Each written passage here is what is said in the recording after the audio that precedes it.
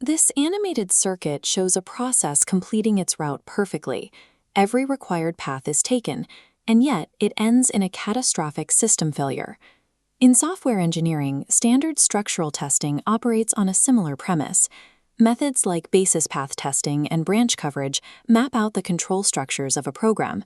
The primary objective of basis path testing is to derive a set of independent paths through a component, ensuring that every single line of code executes at least once during testing. This leads to a common assumption in development. Achieving 100% path coverage guarantees a fully verified, bug-free component. The flaw in this logic lies in unmonitored variable states. Control structures dictate where the program goes, but they do not guarantee the integrity of the data it carries. Merely executing a line of code confirms the path exists. It does not verify that the data moving through that specific node remains valid, or that it hasn't been corrupted by a previous operation. To build reliable software, our engineering focus must expand. Instead of just testing control structures, we must test the entire lifecycle of the data variables. This requires data flow testing, a formal mathematical method used to track a variable's state from the moment it is defined to its final use. We also apply fault-based testing, a formal method where engineers actively inject hypothesized errors into the code to evaluate the test suite's actual rigor. True software reliability requires moving past the illusion of path coverage. We must embrace rigorous state verification and active fault injection. Advanced white box testing relies heavily on the concept of a program flow graph.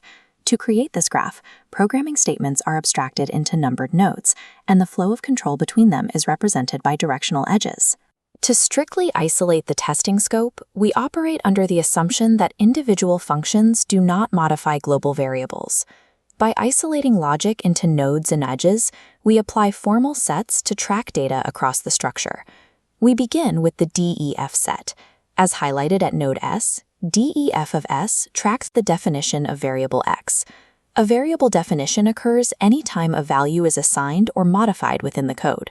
If node S directly assigns a value to X, X is placed in the DEF set. The counterpart is the USE set. At a subsequent node, USE of S appears when variable X is passed into an equation. A variable is utilized and added to the USE set when evaluated in a computation or tested in a conditional. Notice this diamond decision node representing an if statement. Because it evaluates data but does not assign it, its DEF set is explicitly empty. The exact same mathematical exception applies to loop statements. Their DEF sets remain empty. In both if and loop statements, the U set relies entirely on the variables being evaluated within their conditional checks. Once sets are established, we track a specific variable's execution path between the node where it is defined and the node where it is utilized. This diagram illustrates a live variable. A variable is only considered live if it meets strict logical criteria as it travels along the control path. A definition of X at node S is live at a future node S' if no redefinition occurs on the path. If an intermediate statement interrupts the path and assigns a new value to X, the flow is compromised. This redefinition instantly breaks the state chain. The original definition from node S is now dead, and subsequent operations rely on the new value. This diagram introduces the formal notation for a clean path, the definition use chain, written as X, S, S'. DU chains map the correct intended flow of data through the program's architecture, ensuring definitions connect accurately to their specific uses.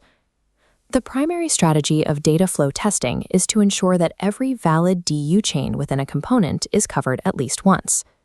Software engineers design specific test cases formulated to forcefully execute these precise mathematical chains. However, this specific strategy carries an inherent limitation regarding complete control flow coverage. Covering all DU chains does not guarantee 100% branch coverage.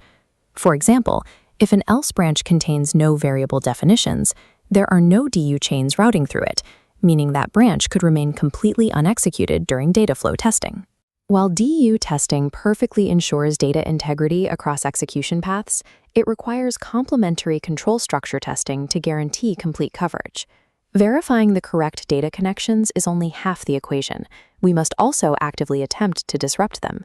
This is the core premise of fault-based testing, establishing the theoretical foundation for mutation testing. Standard testing verifies that the software works as intended. Fault testing proves that a test suite has the capacity to actively catch specific, targeted errors. Look at this line of code.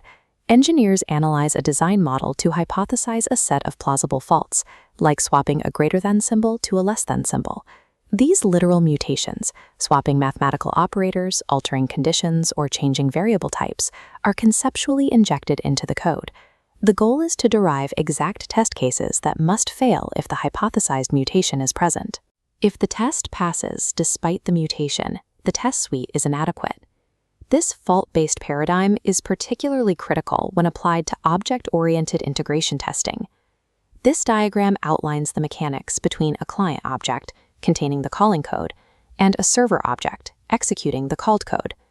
We look for 3 plausible faults in these connections: unexpected results, wrong operation used, or an incorrect invocation. Notice how the server block dims.